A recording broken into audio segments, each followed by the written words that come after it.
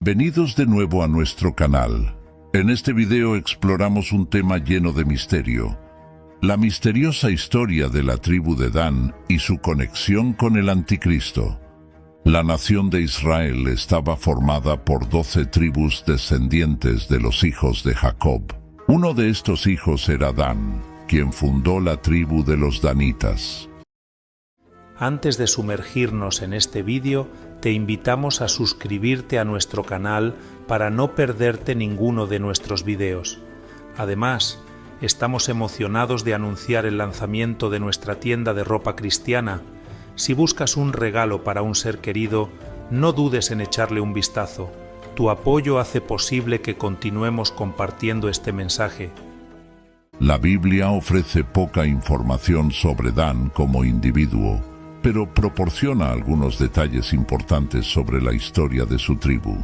Basándose en estos registros, existe una antigua interpretación cristiana que sugiere que el Anticristo podría provenir de la tribu de Dan. El origen del Anticristo siempre genera interés y atrae mucha atención y curiosidad. Pero, ¿de dónde viene esa idea de que vendría de la tribu de Dan? ¿Existe fundamento bíblico para esta interpretación?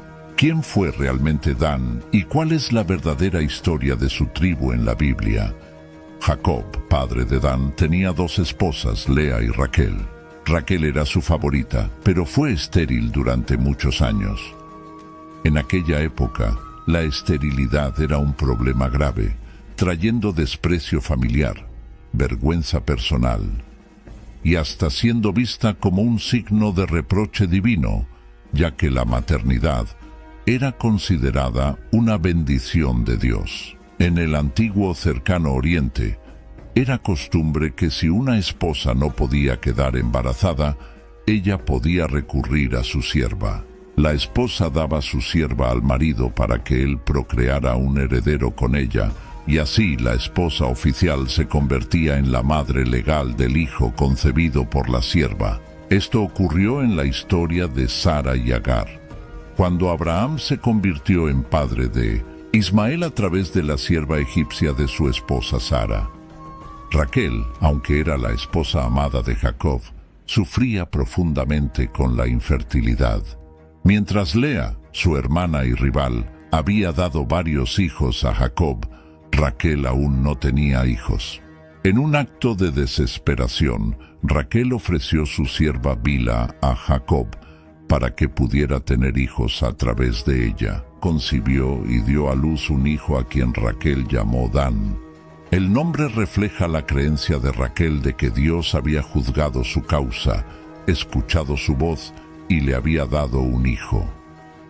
Pero la familia de Jacob estaba marcada por tensión y rivalidades. Tuvo 12 hijos con 4 mujeres diferentes: Lea, Raquel y las siervas Bilha y Zilpa. Esta estructura familiar poligámica generó constantes celos y conflictos.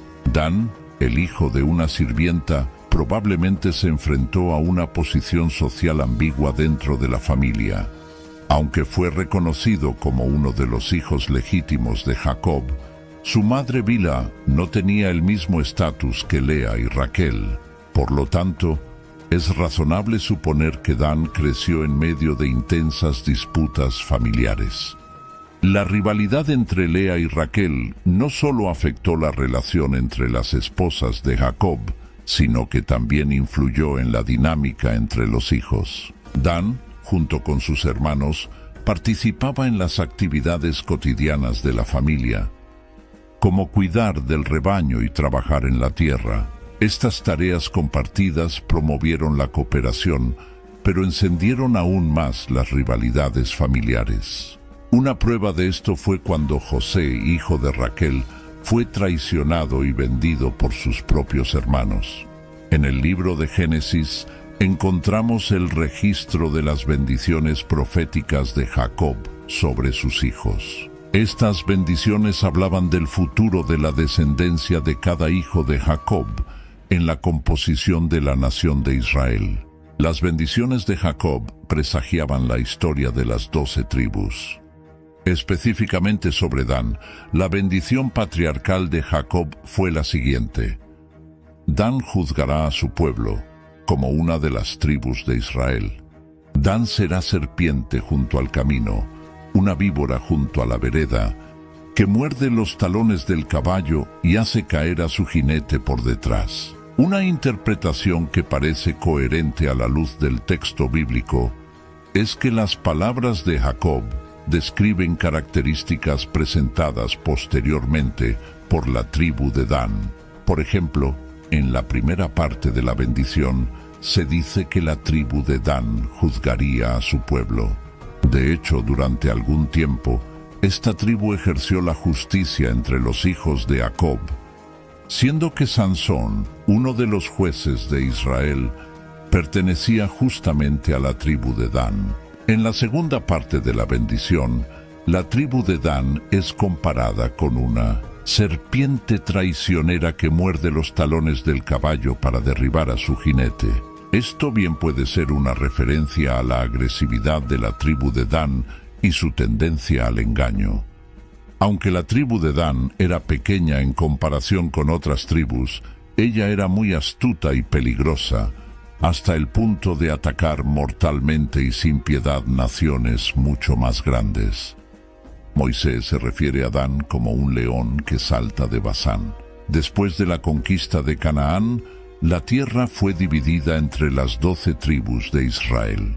La tribu de Dan recibió una porción de Canaán, adyacente a las tribus de Efraín, Benjamín y Judá. La ubicación era estratégica, pero también desafiante, ya que los danitas a menudo se enfrentaban a conflictos con pueblos locales mejor preparados. Inicialmente, la tribu de Dan tuvo dificultades para expulsar a los lugareños y tomar posesión completa de su herencia.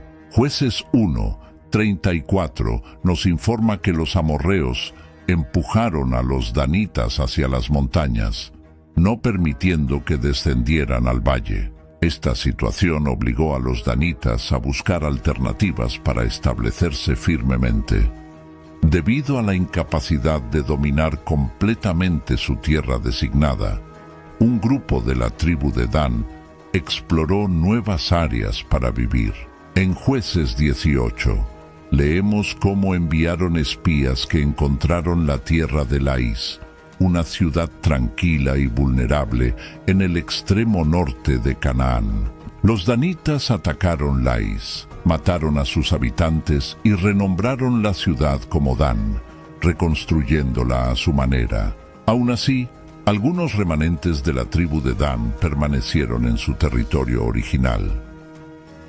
En la ciudad de Dan se estableció un santuario con un sacerdocio que se corrompió con la idolatría. En aquel tiempo, el centro de adoración estaba en Shilo, donde se encontraban el tabernáculo y el arca del pacto. Pero los danitas decidieron crear su propio centro de adoración, desobedeciendo claramente al Señor.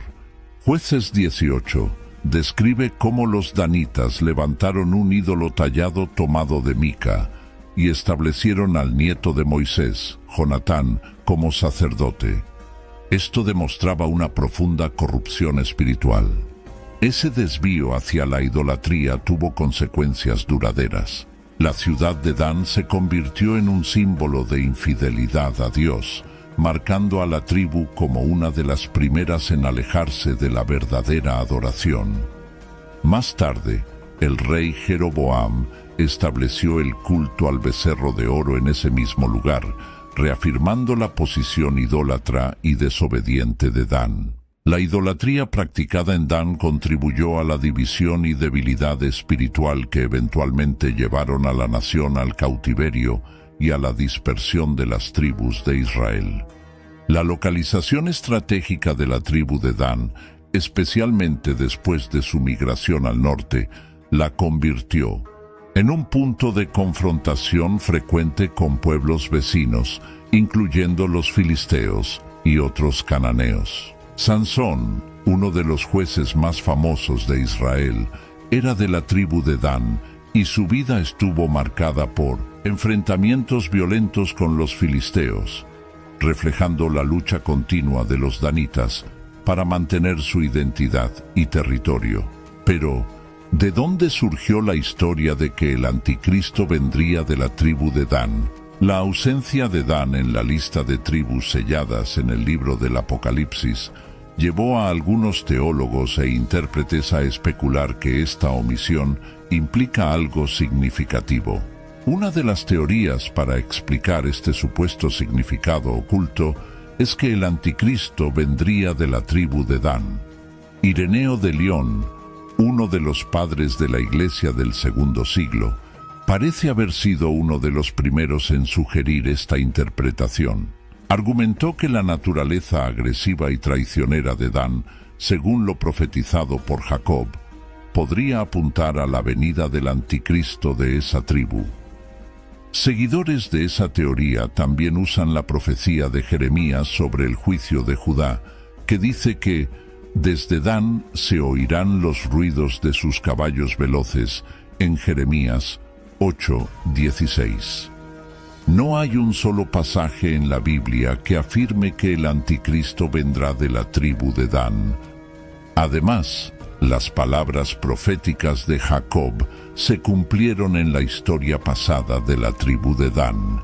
La profecía de Jeremías se refería a los pecados de Judá, anunciando la destrucción que vendría de todas partes en los tiempos de cautiverio en Babilonia. No hay nada en esta profecía que conecte el surgimiento del anticristo al final de los tiempos. Además, la lista de las tribus de Israel en el libro del Apocalipsis que omite la tribu de Dan es a menudo vista como simbólica. Esta omisión de Dan puede reflejar cuestiones teológicas específicas del texto de Apocalipsis y no necesariamente profecías sobre el anticristo. Por ejemplo, Dan no fue la única tribu caracterizada por la idolatría. Efraín, la tribu dominante del reino del norte, también tuvo su historia marcada por el mismo pecado y, curiosamente, tampoco fue listada en Apocalipsis. Por lo tanto, asociar la ausencia de Dan en la lista de tribus en Apocalipsis con el anticristo parece ser una idea errónea. Lo más probable es que la ausencia de Dan y Efraín sea una censura contra la idolatría, pues en el Apocalipsis el comportamiento idólatra es enfáticamente condenado. Así que, cuando oigáis a alguien decir que el anticristo surgirá de la tribu de Dan, sabed que esto no es más que pura especulación sin ningún fundamento bíblico. Por eso, debemos enfocarnos en lo que realmente importa sobre la historia de la tribu de Dan, para evitar los mismos errores que ellos cometieron. La historia de la tribu de Dan nos enseña sobre la necesidad de vigilancia constante contra la idolatría en nuestras vidas. Somos llamados a reflexionar sobre nuestras propias vidas, buscando el arrepentimiento y la renovación espiritual para vivir de manera agradable al Señor. Si este video te ha hecho reflexionar, no olvides darle a me gusta, compartirlo con tus amistades y suscribirte para más contenido que explora la fe, los eventos actuales y lo que nos dice la palabra de Dios.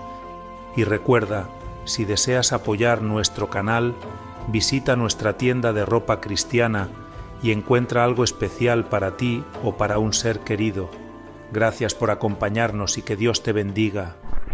Por favor, no olviden dejar sus comentarios, denle like a este vídeo y sepan que pueden seguir pendientes de toda la actualidad de nuestro Facebook, Instagram y Twitter. Para más noticias y vídeos musicales, no olvides suscribirte a este canal. Y no se olviden de activar la campana para recibir una notificación cuando publiquemos nuevo material. ¡Hasta la próxima!